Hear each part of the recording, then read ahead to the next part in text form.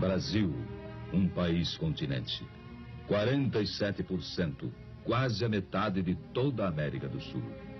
Um gigantesco país cujos pontos extremos, norte e sul e leste e oeste, distam mais de 4.000 quilômetros nos dois sentidos.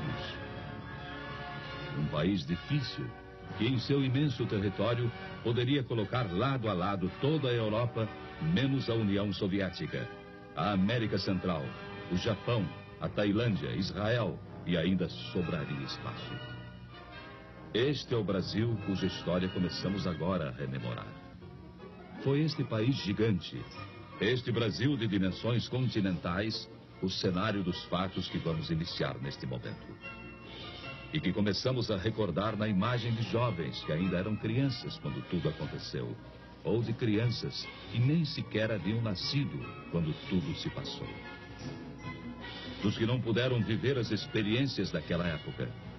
E assim, a eles, aos jovens, aos que não viviam ainda, dedicamos principalmente este programa. Bem como a todos aqueles que aos poucos foram esquecendo os dramáticos instantes de 11 anos atrás. Quando o Brasil era outro, era o Brasil de ontem. Uma nação no momento histórico de uma gravíssima opção. E voltemos, portanto, um pouco ao passado. Sem ódios nem rancores, apenas para comparar. Foi há muito pouco tempo. Apenas 11 anos. E o Brasil sofria uma de suas piores crises. Greves sobre greves, ameaça de guerra civil, caos quase incontrolável, deterioração econômica e financeira, indisciplina invadindo os quartéis, inflação galopante, forçando para o alto, praticamente a cada semana, os preços de tudo. Foram momentos terríveis.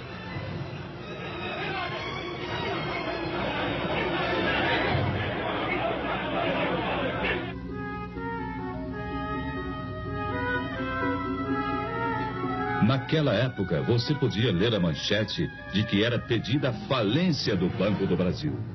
Eis uma daquelas manchetes. Hoje parece humor negro, diante desse gigante que é o Banco do Brasil, já se afirmando no mundo inteiro. Mas aconteceu. Os jovens de hoje, é certo, não se lembram disso. Eram crianças naquele tempo. Tempo de incertezas. O mundo num de seus melhores períodos de prosperidade. E o Brasil, uma triste presença entre as exceções. Apontado como devedor difícil, de chapéu na mão, mendigando apoio. Pedindo o reparcelamento de compromissos financeiros vencidos. Em situação de quase insolvência. E visto por sua importância no continente como um barril de pólvora, cuja explosão levaria também o caos às nações vizinhas. O Brasil é um país enfermo, dizia-se lá fora. Será uma nova Indochina. O gigante está de joelhos. Essa é a opinião corrente. Fazendo ainda mais triste a nossa imagem pelo mundo afora. Pois o que se dizia no exterior apenas retratava nossa real situação, sem saber como seria o dia de amanhã. Ao sabor de sucessivas crises, mergulhados num cotidiano de boataria e de incertezas. Foram tempos difíceis. Você se lembra? Você, chefe de família. Você que não era criança há 11 anos atrás. Vocês que viveram aquele tempo. Vocês se lembram? Ultimatos ao Congresso. Agitações de rua, insegurança, ameaças aos jornais, agravamento da crise econômica e financeira. Já então, total descontrole inflacionário. E tamanha desorganização, tamanho caos, em tudo deixava sua marca. A produção se desarticulava.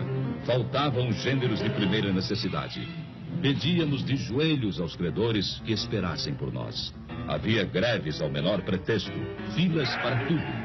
E, em última análise, quem sofria era o povo, que era levado às ruas para pedir, talvez nem ele mesmo soubesse o quê. Perplexo, sem ter para quem apelar. À espera de uma solução, fosse qual fosse.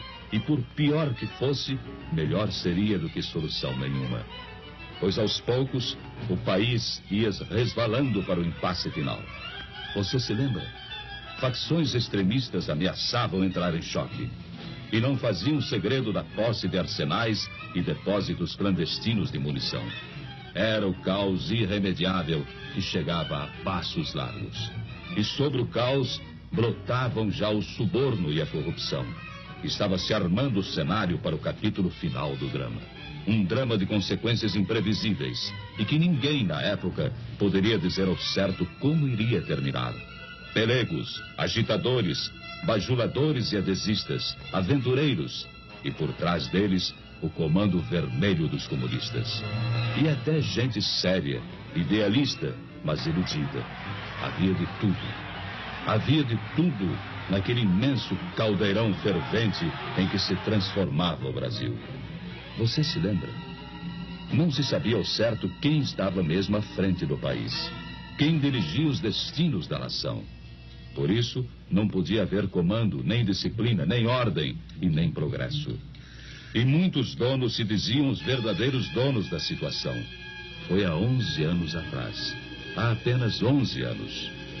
E hoje, ao documentar aquele passado ainda recente, uma pergunta chega a se impor. Como foi possível aguentar? Como o Brasil resistiu? Pense nisso. Você gostaria de voltar àqueles tempos?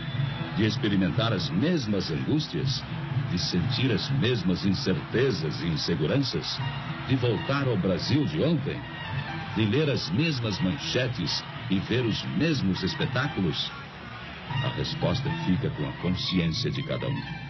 Com a responsabilidade que todos têm diante de si mesmos e diante de todos os demais brasileiros. Março 1964. O drama brasileiro chegava ao auge. A indisciplina e a desordem acabaram por entrar nos quartéis. Desmoronava o princípio da hierarquia. E então via-se o país ameaçado de perder seu último ponto de apoio efetivo na manutenção da ordem pública. Dali em diante, nada mais que o caos absoluto, a desordem total, a violência sem freios nem medidas. E a todos se evidenciou que o Brasil caminhava para o pior. Caminhava para a guerra civil de consequências imprevisíveis. Foi há apenas 11 anos atrás. O peso do medo e da angústia já era insuportável. Falava-se em matar, em fuzilar, em destruir. A união de pelegos e comunistas afiava suas armas.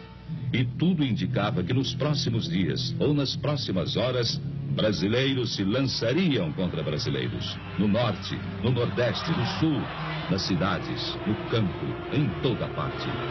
Você se lembra? Era o Brasil de ontem. O Brasil de 11 anos atrás.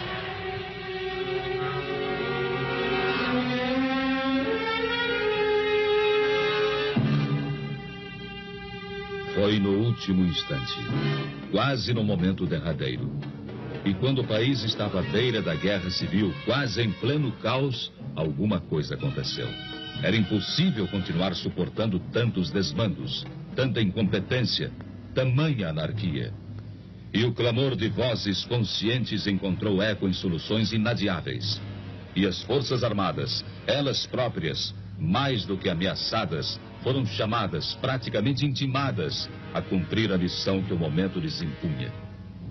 Restabelecendo a ordem e livrando o país dos trapos vermelhos que ameaçavam sufocá-lo.